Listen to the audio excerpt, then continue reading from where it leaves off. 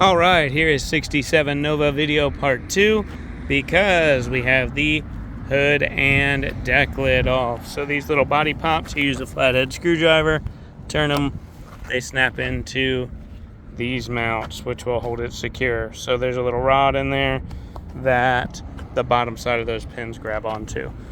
What you're gonna see is all kinds of adjustable links to make this thing perfectly easy to dial in on a 4-corner scale. There's your 4-core radiator with electric fans.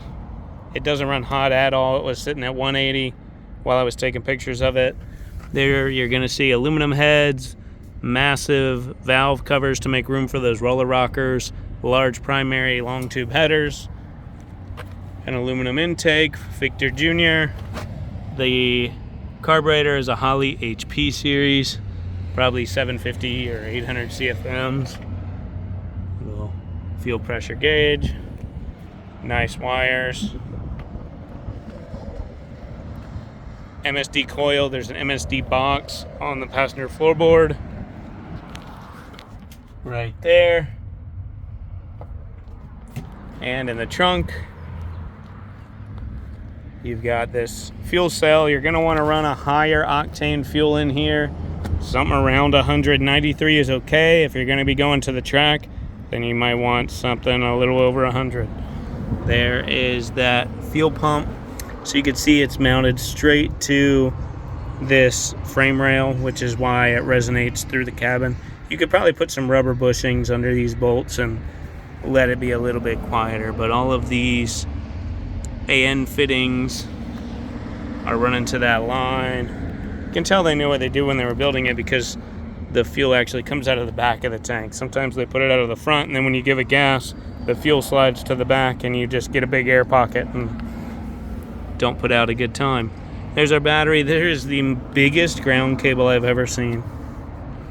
Some would say the largest ground cable. And that's it under its skin. Let's give it a crank.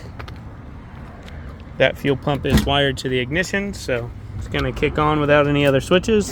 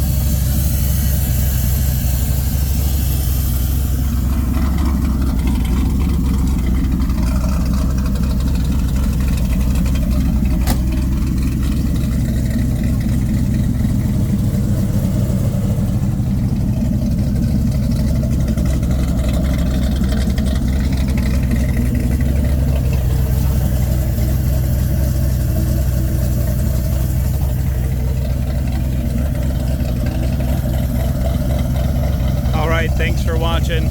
By the way, I did want to note that is a smaller tire that you can run on it. You could have one of the giant wide tires under that tub if you wanted to. The axle's narrowed enough. You just get the right wheels and tires, and you could have some of those 33-inch wide tires back here if you wanted to.